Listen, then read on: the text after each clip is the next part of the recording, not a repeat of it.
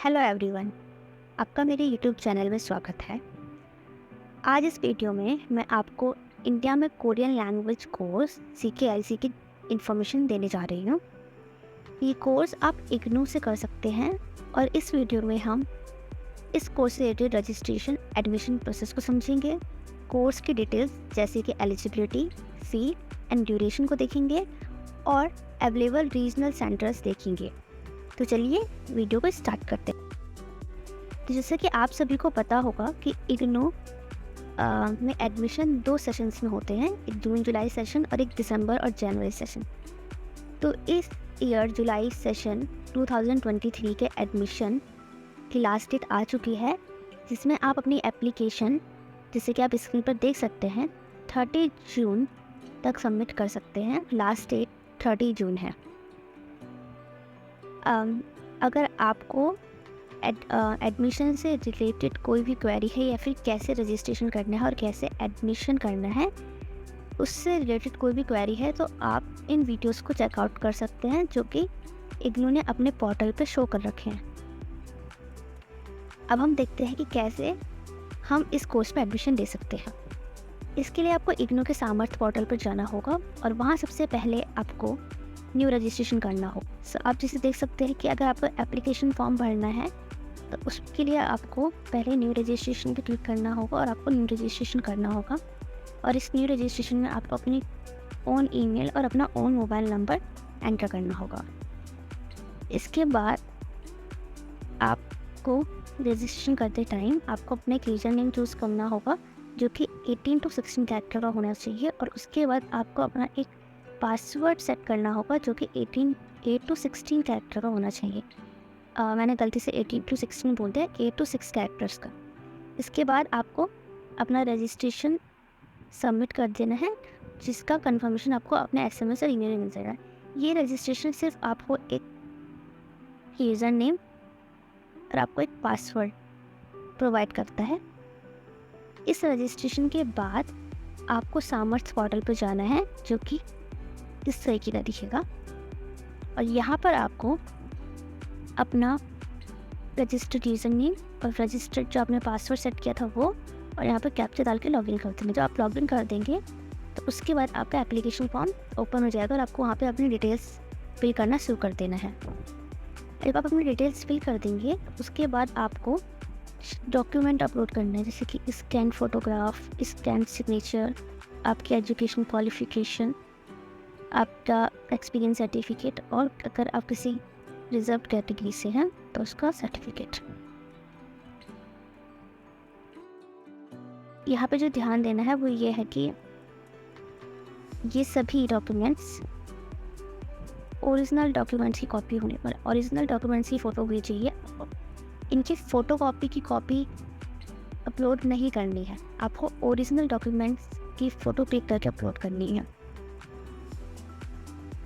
जैसे ही आप अपनी डिटेल्स फिल कर अपने डॉक्यूमेंट अपलोड करेंगे, उसके बाद आप अपनी कोर्स की फ़ी पेमेंट कर सकते हैं, जो कि हमारा यहाँ पे कोर्स है CKLC। और फिर आप क्लियर हो गया होगा। जैसे आप अपना एप्लीकेशन फॉर्म सबमिट करते हैं तो आपको एडमिशन कन्फर्मेशन की मेल आएगी। हो सकता है कुछ टाइम लगे इसमें। आपको ध्यान रखना है कि आप कोर्स की फ़ी के साथ एक रजिस्ट्रेशन फ़ी भी सबमिट करते हैं, तो वो रजिस्ट्रेशन फ़ी जो कि 300 रुपीज़ है, वो रिफ़ंडेबल नहीं है। यहाँ पे लिखा हुआ है नॉन रिफ़ंडेबल रजिस्ट्रेशन फ़ी। और अगर आप एडमिशन कंफर्म के बाद 15 डेज़ के अंदर अपना एडमिशन कैंसिल करते हैं तो आपको रजिस्ट्रेशन फ़ी तो रिफ़ंड नहीं होगी, पर आपकी जो फ़ी है, आपकी जो कोर्स की फ़ी है, उसमें से 500 डिडक्ट होकर आपको रिफ़ंड हो जाएगी फीस। और अगर आप 16 to 90 डेज़ के अंदर एडमिशन कैंसिल करते हैं तो आपका 1000 रुपीज़ डिडक्ट होकर आपकी फ़ी रिफ़ंड होगी। पर एडमिशन कंफर्म होने के 90 डेज़ के बाद आपको कोई फ़ी रिफ़ंड नहीं होगी, तो आपको ये ध्यान रखना। तो ये हो गई कोर्स से रिलेटेड एडमिशन की पूरी डिटेल्स। अब हम कोर्स से रिलेटेड डिटेल्स के बारे में चलते हैं। कोर्स इन्फॉर्मेशन, तो ये कोर्स से रिलेटेड इन्फॉर्मेशन है, जैसे कि आप देख सकते हैं CKNC, और ये एक सर्टिफिकेट कोर्स है। और इसकी जो ड्यूरेशन है वो सिर्फ 6 मंथ है। इसकी मैक्सिमम ड्यूरेशन 2 मंथ है, जो कि आप नीचे देख सकते हैं। ये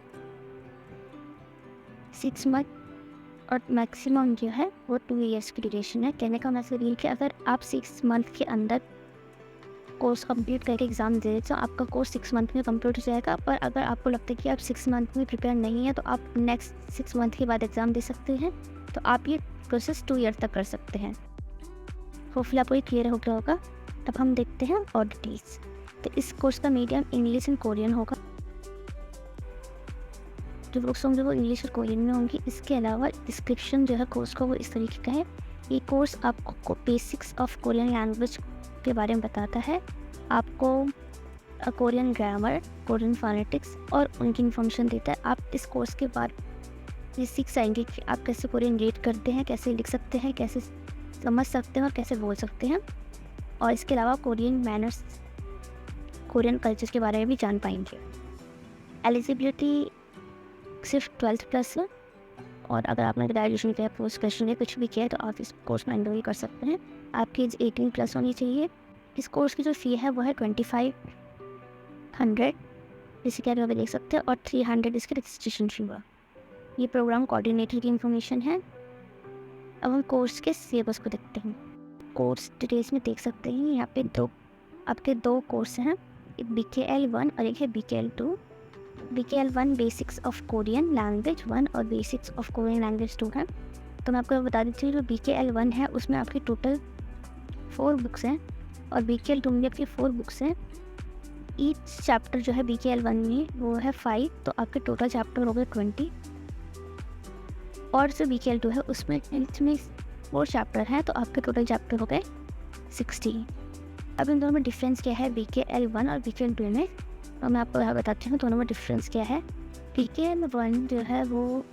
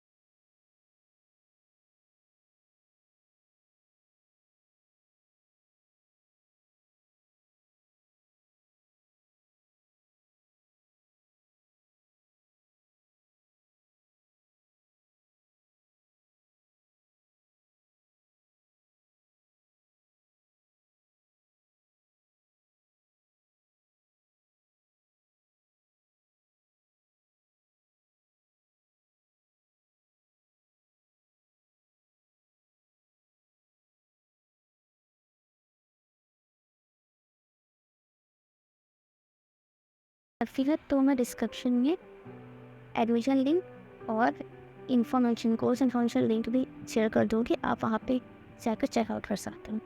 अगर आपको ये वीडियो हेल्पफुल लगी हो तो इस वीडियो को लाइक करें और चैनल को सब्सक्राइब करें, और इस चैनल के साथ बने रहे ऐसी ही कोरियन लैंग्वेज से रिलेटेड नई जानकारी लेने के लिए।